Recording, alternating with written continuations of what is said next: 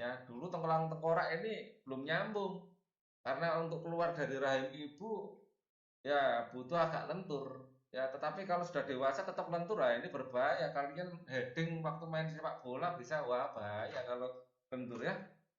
Nah, kemudian sendi. Sendi itu adalah hubungan antar tulang. Nah, nah ini sendi pada tulang tengkorak sultura. Ya, ini tulang tengkorak.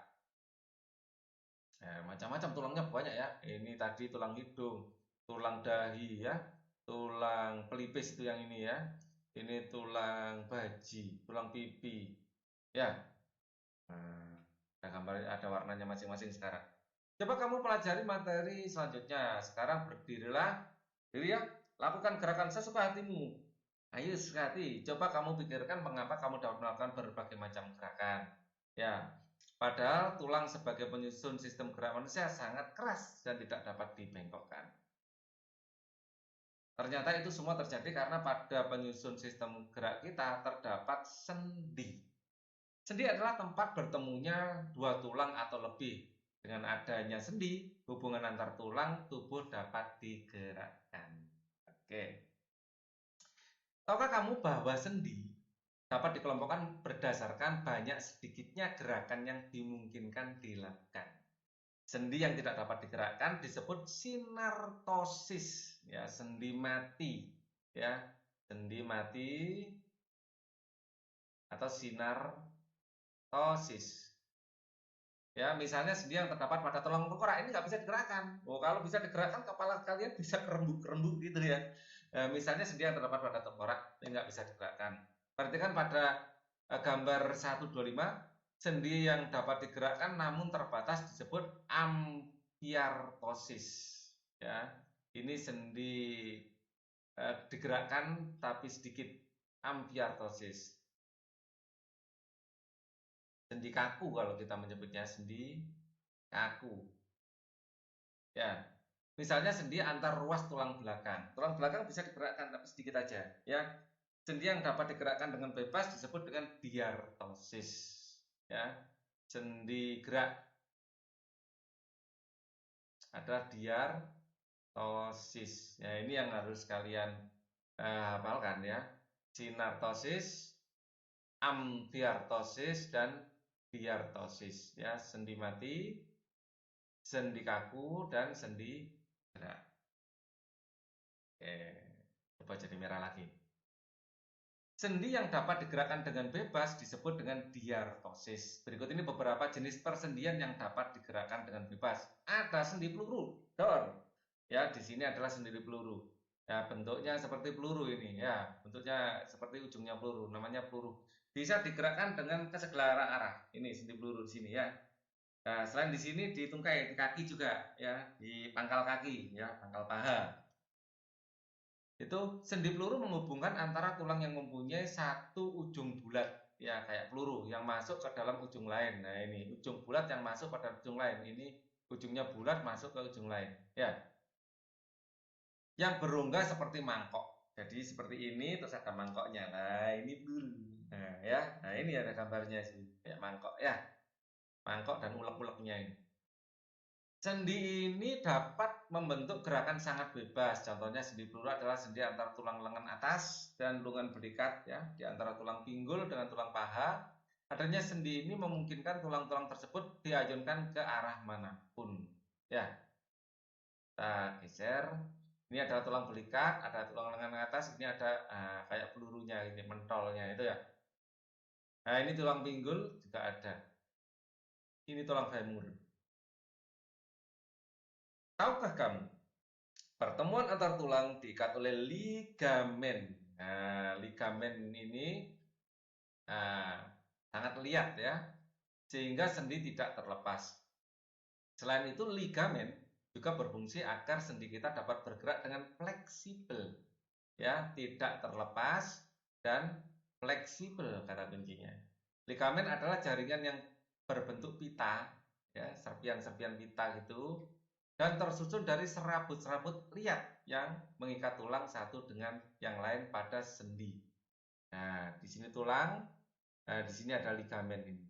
Ya, ini adalah rongga sendi berisi cairan sinovial. Kalau sampai kering cairan sinovial ini, nah tulangnya bisa bergesekan, akhirnya tergerus, terjadi erosi nanti. Ya, di sini adalah tulang rawan juga. Kalau sudah seperti itu ya harus dikasih ini buatan terbuat ujungnya diganti platina. Jaringan tulang rawan kartilago ini tulang. Jadi ini bisa diganti platina. Cuman ya nggak seperti aslinya ya gerakannya. Pada sendi diartosis, ya apa diartosis tadi? Sinartosis adalah yang mati. Terus amfiartosis kaku, diartosis gerak. Bagian ujung tulang penyusun sendi dilapisi oleh kartilago. Fungsi kartilago ini adalah menjaga agar tidak terjadi benturan atau geseran. Nah, ini ada kartilagonya, tulang rawan. Ya, mana jaringan tulang rawan atau kartilago agar tidak gesekan, biar licin. Ya, antara tulang yang satu dengan tulang yang lain menyusun persendian. Dalam sendi tersebut terdapat cairan sinovial. Cairan ini berfungsi sebagai pelumas olinya.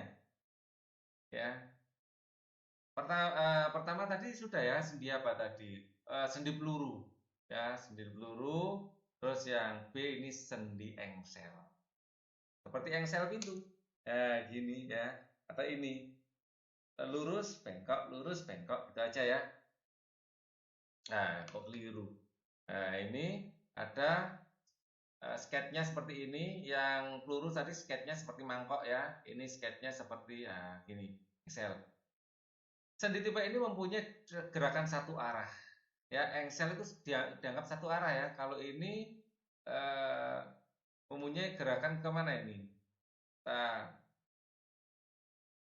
adanya sendi ini memungkinkan tulangan bergerak dialihkan ke arah manapun, segala arah. Ya, jadi kata-kata kuncinya ini yang perlu kita hafalkan, segala arah.